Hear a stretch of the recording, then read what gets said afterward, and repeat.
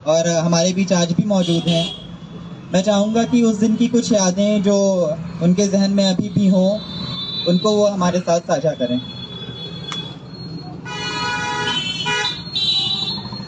राजेंद्र जी, मेरे ख्याल से गायत्री गांगुली है, गायत्री जी और हमारे ये बसंत त्रिपाठी जी और साथियों। मैं यादों की दुनिया में जाना नहीं चाहता, चंद बातें ही मैं कहना चाहता हूँ। छात्र राजनीति में हम लोग इसी तरह की गोष्ठियों के दौर से आए हैं और वो यूनिवर्सिटी में जो बड़ा वाला पेड़ है वहीं हम लोग बैठते थे और सभी विषयों पर करीब करीब बहसें होती थी और उसी बहस के दौरान हम लोग कुछ निष्कर्ष पर पहुंच करके तो यूनिवर्सिटी में छात्र संघ की राजनीति में आए और वह एक धारा बन गई। हमारी जो छात्र राजनीति में दखल थी वो एक महत्वपूर्ण आंदोलन के बतौर, एक एकेडमिक आंदोलन के बतौर भी उसकी एक पहचान बनी। उसने सभी विभाजन तोड़ दिए, क्या गांव का लड़का, क्या शहर का लड़का, क्या टॉपर, क्या सामान्य लड़के, एक दो की नहीं सैकड़ों की तादाद में उससे जुड़े और बहुत होल टाइमर हो गए, बहुत सारी जगहों पर गए। और उसकी खासियत ये थी कि वह एक डेमोक्रेटिक मूवमेंट के बतौर खड़ा हुआ और सभी विचारों के प्रति ओपन रुख था उसका। और उसी दौर में हम लोगों ने इस स्वराज भवन के सामने यह भवन हम लोगों को मिला और एक बैनर यहाँ टांग करके उसकी शुरुआत की गई और उसी प्रक्रिया में शब्द को भी खड़ा किया गया और सुनीता जी की बड़ी भूमिका रही है और मैं समझता हूँ कि उस अतीत को आधुनिक ढंग से राजेंद्र जी ने और आप सब लोगों ने तमाम विपरीत परिस्थितियों के बावजूद, जब इलाहाबाद में कोई इस तरह का पुस्तक विचार का केंद्र नहीं है तो शब्द को आपने आगे बढ़ाया है और इसके लिए आप सब लोग को बहुत बहुत धन्यवाद मैं दिल से देना चाहता हूँ, क्योंकि शब्द मैं दो तीन बातें कहना चाहता हूँ कि शब्द का भाव कहाँ से आया। हम जब यूनिवर्सिटी में अध्यक्ष थे तो हमने एक सांस्कृतिक आंदोलन की दिशा पर एक बड़ा सम्मेलन छात्र संघ भवन में हम लोगों ने किया था और उसमें देश भर के अमूमन जो लोकतांत्रिक धारा के संस्कृत कर्मी थे सबको हमने बुलाया था और सब लोग आए थे, गोरख पांडे जी से लेके महेश्वर तक। और मेरे ख्याल से राजेंद्र जी भी को याद होगा। इसके बाद तो उसमें मैं एक बात जरूर पूछा था कि भाई जैसे गांव-गांव में तुलसीदास जी पढ़े जाते हैं, गांव-गांव में कबीर जाने जाते हैं, रविदास जाने जाते हैं, आधुनिक युग में हमारे जो कवि हैं वो आम तौर पर उनका व्यापक विस्तार क्यों नहीं होता? वह सवाल अभी भी हमारे सामने है। राजेंद्र जी ने बहुत महत्वपूर्ण बातें की हैं। एक बड़ा सांस्कृतिक आंदोलन हमारे देश में जो नहीं खड़ा हो पाया आज भी बहुत सारा, ऐसा नहीं है कि अतीत में ही लिखा जाता था, आज भी बहुत बड़ी बड़ी अच्छी रचनाएं आ रही हैं और आज भी बौद्धिकी की कमी नहीं है। लेकिन एक लोकप्रिय लोकतांत्रिक सांस्कृतिक आंदोलन जिसकी जरूरत शब्द जैसा यह पुस्तकालय पूरा करे, इसी आकांक्षा से ही शब्द को, या इसके साथ साथ बनारस में भी, लखनऊ में भी कई पुस्तक केंद्र खोलने की हमने कोशिश की और तो नहीं चल सके, लेकिन कुछ एक अभी है, उसमें शब्द की एक बहुत बड़ी महत्वपूर्ण भूमिका है। साथियों, दूसरी बात मैं आप लोगों से कहना चाहता हूं कि देखिए, ये दरअसल चुनौती का दौर है और इस चुनौती के दौर में हम पुराने तौर तरीकों से इससे निपट नहीं सकते। मैं अपने साथियों को भी इन प्रश्नों पर समझाता हूं, कहा भी, हमको कुछ नए तरीके, संप्रेषण के नए भाव, राजेंद्र जी, और नई बातें करनी होंगी जो तथ्य में भिन्न होते हुए भी सार तत्व उसका बड़े बदलाव और जिसको हम इनकलाब कहते हैं उसके लिए हो। जैसे मैं देखता हूँ, हिंद स्वराज गांधी जी का बहुत पढ़ा गया, एनिहिलेशन ऑफ कास्ट आज के दौर में बहुत पढ़ा जा रहा है, जाति विनाश जो डॉक्टर अंबेडकर का है बहुत पढ़ा जा रहा है। अभी मैं देख रहा हूँ यह दुनिया में कम्युनिस्ट मैनिफेस्टो बहुत पढ़ा गया। उस दौर में तॉलस्टॉय से लेकर के रविंद्र जी को बहुत पढ़ा गया, मुंशी प्रेमचंद जी को बहुत पढ़ा गया, लेकिन बौद्धिकता या समाज के साथ जो सरोकार था वो खत्म नहीं हो गया। आज भी लिखा जा रहा है, आज भी पढ़ा जा रहा है, अच्छी चीजें भी आ रही। जैसे अभी हमने ये देखा, डॉक्टर अंबेडकर को जब हम पढ़ते हैं तो अभी जेल में ही रह करके आनंद तेलतुंबडे ने इकोनोक्लास्ट करके एक बहुत बढ़िया व्याख्या की है डॉक्टर अंबेडकर की, और वो डॉक्टर अंबेडकर के आलोचक नहीं है।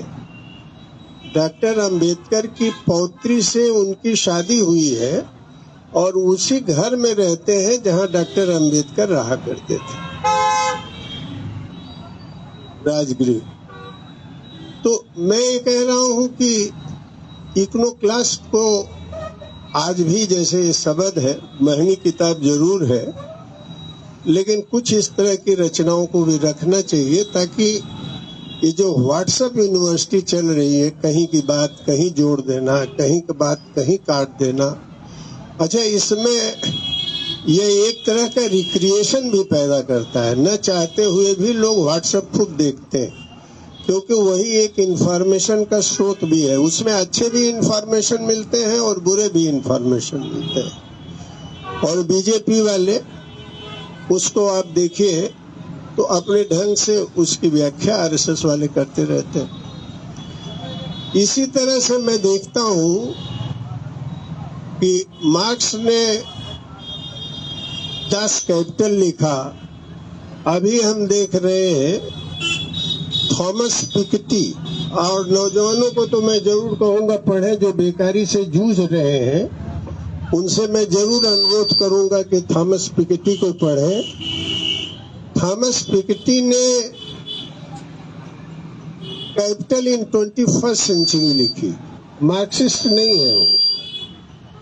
हमारे प्रभात पटनायक जी अंतर्राष्ट्रीय स्तर पर एक मार्क्सिस्ट अर्थशास्त्री हैं जिनका रिकॉग्निशन है।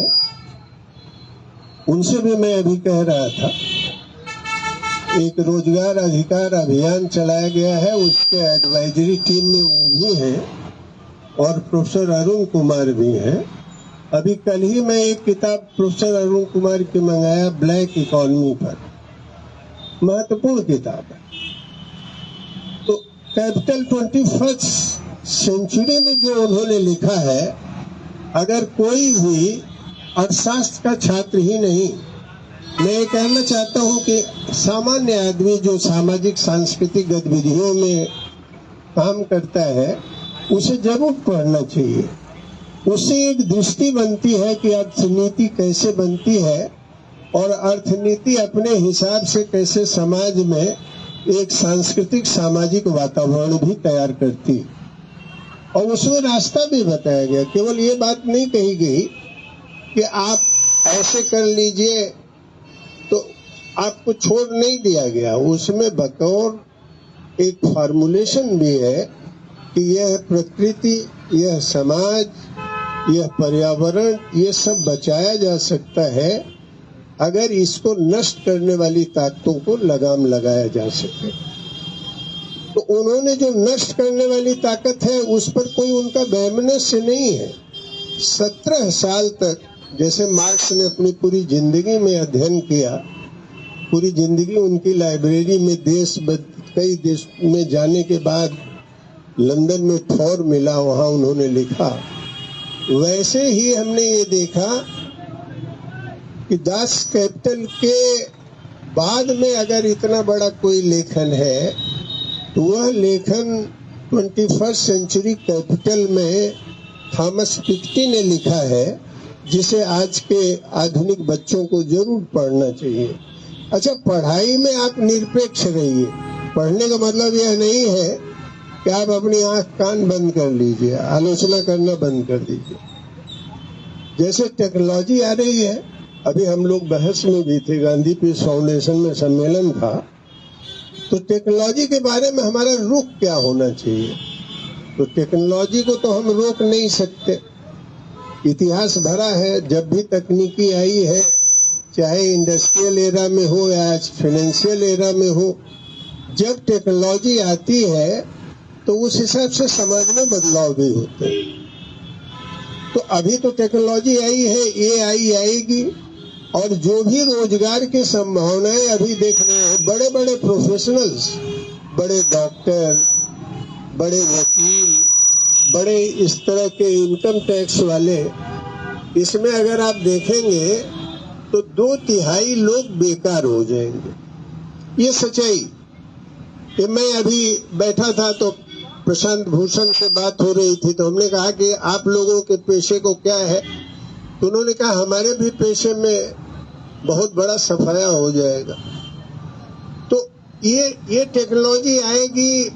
हम लोग ये जरूर चाहेंगे, राजेंद्र जी जो कह रहे हैं सही बात है, हम चाहेंगे कि यह टेक्नोलॉजी जो हमारी इकोनॉमी को, हमारे अपने नेशन बिल्डिंग में जरूरी हो, उसी को लें। लेकिन टेक्नोलॉजी का अपना एक ऑटोमेटिक मोशन है, उसको हम रोक नहीं सकते। अब सवाल यह है कि इस टेक्नोलॉजी से जो बेनिफिट हो रहा है, इसका बेनिफिशियरी कौन होगा। आप रोजगार हमें नहीं दीजिए, लेकिन आप उसकी जगह आप ले आ रहे हैं कि हम UBI ले आएंगे, यूनिवर्सल बेसिक इनकम हम आप लोगों को देंगे। यूनिवर्सल बेसिक इनकम एक बहुत बड़ा आपके सामने भुलावा है। आप सब लोगों को पूंजी का वितरण कर देंगे, ये महज एक धोखा है। और उसमें एक काहिल आदमी आप पैदा करेंगे जो बैठ के केवल खाएगा। जैसे आप कह रहे हैं हम 80 करोड़ लोगों को भोजन देते हैं। अब यही से आप समझ सकते हैं कि आपके देश की अर्थव्यवस्था कहाँ है। 80 करोड़ लोग हैंड टू माउथ है। 80 करोड़ लोगों को आप भोजन देते हैं। वो जो 80 करोड़ लोग आपके भोजन पर निर्भर है, उनकी जिंदगी की चर्चा आप अगर करें तो आप देखेंगे दुनिया भर की विकृतियां पैदा हुई। हम ये क्यों कहें कि हम इतने UBI नहीं, हमने ये कहा अगर AI आपकी आ रही है तो आप बौद्धिक और श्रम का जो कल्चर है उसको बरकरार रखिए। अभी जानते हैं जापान में 3-3 घंटे का काम करने का और हफ्ते में 4 दिन की केवल योजना है। काम उन्होंने नहीं खत्म किया, बौद्धिक काम भी बड़ा अच्छा वहाँ पर बौद्धिक काम भी हो रहा है, सांस्कृतिक काम भी हो रहा है। तो हमारे देश में AI अगर आएगी तो उससे तो एक नेशनल वेल्थ क्रिएट होगा। उस नेशनल वेल्थ का कितना हिस्सा आप अपने सिटीजन्स को देने जा रहे हैं, ये तो आप बताइए। इसीलिए अभी राजेश जी हैं, इन लोगों ने अभी राष्ट्रीय सम्मेलन किया, रोजगार अधिकार अभियान संवाद शुरू किया, और मैं चाहूंगा कि यहाँ हफ्ते 10 दिन में एक बार वो संवाद होता भी रहे। उन लोगों ने ये सवाल किया कि भाई अभी इस देश में हम लोगों को कम से कम सुपर रिच को टैक्स लगा दो। आपको जानकर ताज्जुब होगा, मैं अपनी बात नहीं कह रहा हूँ, मेरी इकोनॉमी में कोई दखल नहीं है, मैं केवल जितना इकोनॉमिस्ट ने बताया है वो मैं बता रहा हूँ। 2 धारा के लोग, गांधीयन धारा के अरुण कुमार जी और मार्क्सवादी विचारक प्रभात पटनायक जी अर्थशास्त्री, इन दोनों लोग हमारी उस बैठक में थे, और वहां ये जोड़ा गया कि 90 लाख करोड़ रुपए, अभी हमारी 48 लाख हमारा बजट है, 48 लाख करोड़ हमारा बजट है, और महज 2% अगर हम लगा दें टैक्स सुपर रिच के ऊपर, सुपर रिच माने 2 से घराने, तो हमारे पास 98 लाख करोड़ रुपए हो जाएंगे, जिससे हम सोशल सिक्योरिटी की गारंटी कर देंगे। हम एजुकेशन पर, हेल्थ पर, और लोगों के एम्प्लॉयमेंट के लिए एग्रीकल्चर पर, छोटी इंडस्ट्रीज पर, बड़े पैमाने पर हम पूंजी ले आएंगे। और जो विदेश की पूंजी के नाम पर हमारे देश के नेचुरल रिसोर्सेज को लूट रहे हैं, ये पूरा बस्तर से लेकर के झारखंड, छत्तीसगढ़, ये जो पूरा लूट हो रहा है हमारी नेचुरल रिसोर्सेज का, तो इसके लूट पर भी हम रोक लगा सकेंगे। और देखिए अभी हमारा देश क्या है, हम देखिए हमारे देश में एक नकल की बहुत बड़ी प्रवृत्ति मौजूद है। अब यहाँ हमारे देश में मोदी जी को ये लग रहा है कि हम कोरिया का नकल करें, और कोरिया में एक बड़ा पूंजीपति है, उसका आप लोग जानते हैं, उस बड़े पूंजीपति को सब छूट दिया गया है, और चाउबोल नाम है उसका, और उसमें जो उसको छूट मिली हुई है, उस छूट से वो 60% कोरिया की इकोनॉमी पर उसका कंट्रोल है। यहाँ भी एक पूंजी घराने को कोशिश हो रही है, जिसको आप लोग जानते हैं, अडानी को, कि उसको ऐसे बढ़ा दें कि हिंदुस्तान की अर्थव्यवस्था में आ जाए, और हिंदुस्तान की अर्थव्यवस्था तब गति पाएगी। जैसे चाइबोल कोरिया को आगे बढ़ा दिया, ये चाइबोल का ही है, जो सैमसंग वगैरह आप देखते हैं, ये साउथ कोरिया का ही प्रोडक्ट है। हमारे देश में भी एक कोशिश है कि हम अडानी अंबानी परिवार को बढ़ा दें, और आप जानते हैं अंबानी परिवार ने भी कैसे केजरीवाल पूरा हमारा नेचुरल रिसोर्सेज को लूट करके अंबानी बने हुए हैं, और अडानी महोदय कैसे हमारे देश में बने हुए हैं, आप इस बात को जानते हैं। तो मैं ये कहना चाहता हूँ कि फर्क ये है, कोरिया के पूंजीपति और हमारे देश के पूंजीपति का फर्क ये है, ये जान लीजिए कि कोरिया का पूंजीपति टेक्नोलॉजी क्रिएट करता है, हम टेक्नोलॉजी सर्विस प्रोवाइडर नहीं है, हम टेक्नोलॉजी क्रिएटर, हम कोरिया क्रिएटर है। और हमारा देश क्या करता है, बड़े बड़े आईटी से है, हम क्या करते हैं, हम टेक्नोलॉजी सर्विस प्रोवाइडर है। हमारा लड़का वहाँ काम करता है बड़ी फैक्ट्री में, हिंदुस्तान में अगर 10 लाख कमा लेता है अगर एक महीने में, तो बहुत बड़ी बात है, जहाँ लोग इतना कम कमाते हैं, लेकिन हम टेक्नोलॉजी क्रिएट नहीं करते। और दूसरी बात आप समझिए, इस समय बहुत बड़ा चर्चा है 2025 में कि पूंजी, चूंकि अमेरिका ने अपना इंटरेस्ट रेट बढ़ा दिया है, बड़े पैमाने पर भारत की पूंजी फिर अमेरिका की तरफ लौट रही है। तो अब हिंदुस्तान में जो इन्वेस्टर्स हैं, परसों ही मैं अखबार में देख रहा था, इन्वेस्टर्स की संख्या घटी। तो मैं ये कह रहा था कि वहाँ हमारे देश में न वो कैपिटल जनरेट कर रहे हैं, न यहाँ का बड़ा पूंजीपति टेक्नोलॉजी बना रहा है, खाली सर्विस प्रोवाइडर बना हुआ है। टेक्नोलॉजी का सर्विस प्रोवाइडर, बाहर से पैसा ले आओ। और इसी की हालत है कि पर कैपिटा इनकम हिंदुस्तान के लोगों की कम होती चली जा रही।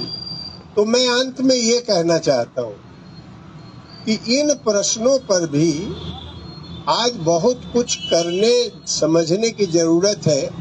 अभी गांधीवादियों का एक सम्मेलन हुआ बनारस में राजघाट पर।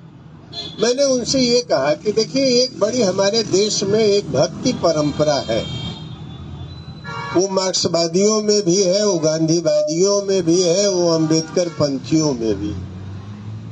हम भक्ति परंपरा में रचना करते हैं, लेकिन नया कुछ क्रिएट करना है, चाहे फिल्म हो, चाहे आर्ट हो, चाहे लेखन हो, नया करने की हमारी प्रवृत्ति बहुत कम है।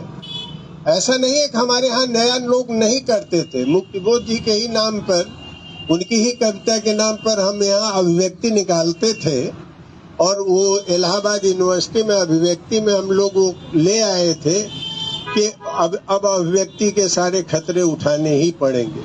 तो मेरे कहने का मतलब ये है कि आज जैसा सबद जैसा जो आपका पुस्तक केंद्र है, कल ये प्रकाशन बने, तो इसका जो काम है, जो current cultural, social, political, economic researches हो रहे हैं, बहसें हो रही हैं, उन पुस्तकों को भी यहाँ ले आना चाहिए।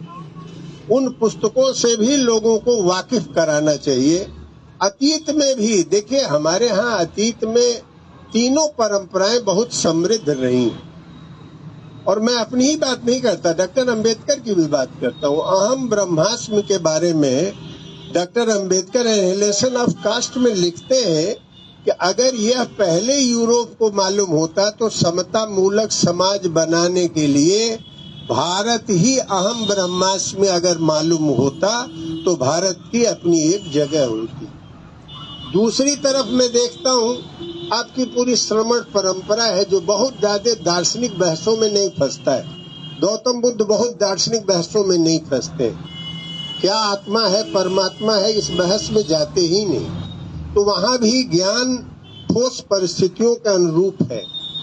तीसरी परंपरा जैसा लोकायत चारवाक की है, तो बौद्धिक परंपरा हमारे देश में बहुत मजबूत रही। अब उस बौद्धिक परंपरा हमारा जो अतीत से आज की चुनौतियों के लिए जरूरी है, उसे भी लेना चाहिए। जो 20वीं सदी में नया आधुनिक विचार आया, चाहे मार्क्सवाद के नाम पर आया हो या आपके अस्तित्ववाद के नाम पर आया हो, जहां से भी आया हो, उसकी भी जो चीजें आज आपके लिए सार्थक हो, उनको भी लेना चाहिए। और आज के दौर की चुनौतियों के लिए नए सिद्धांत को भी आपको गढ़ना होगा। पुरानी परंपरा में एक अच्छे आप पाठक हो सकते हैं, आप बड़े उसको सुन सकते हैं, लेकिन रचना करने का हर क्षेत्र में, जैसे राजेंद्र जी हैं, साहित्य के क्षेत्र में जो रचना करेंगे वह काम हम नहीं कर सकते।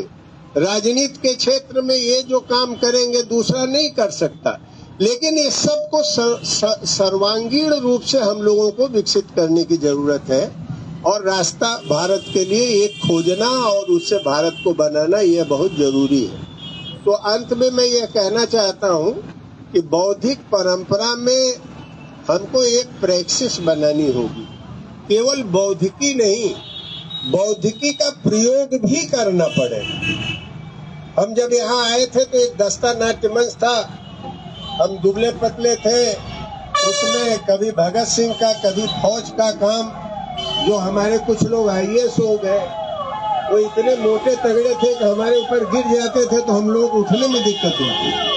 तो मैं ये कह रहा हूँ, कई विधाएं हैं, आप पढ़िए, लिखिए, पुस्तक केंद्र से सीखिए, राजेंद्र जी से सीखिए, हमारे बसंत त्रिपाठी जी से सीखिए, और जो हमारे आधुनिक जो नए कविता है, लेखिका है, इन लोगों से सीखिए। लेकिन विभिन्न प्रयोगों में भी जाइए, तभी जीवन की सार्थकता होगी, और एक आधुनिक भारत और भारतीय समाज का भी हम निर्माण कर सकेंगे। यह मैं आज मुझे खुशी हो रही है कि सबद ने यह भूमिका निभाई है कि आप जैसे 40-50 साथी लोग सुन रहे हैं, बात रख रहे हैं, ये एक बड़ी उपलब्धि है। और मुझे यकीन है आने वाली जो पीढ़ियां हैं, जो चुनौती भारत के सामने पैदा की गई है, उसको हल करेंगी। धन्यवाद।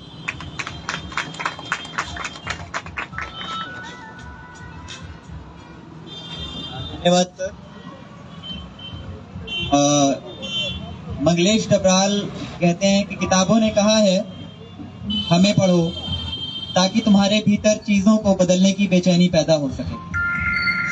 तो हम यहाँ पे इसीलिए इकट्ठा हुए हैं क्योंकि हम बहुत थोड़े से लोग हैं, लेकिन हमारे जो विचार हैं वो एक बहुत बड़ी आबादी पर भारी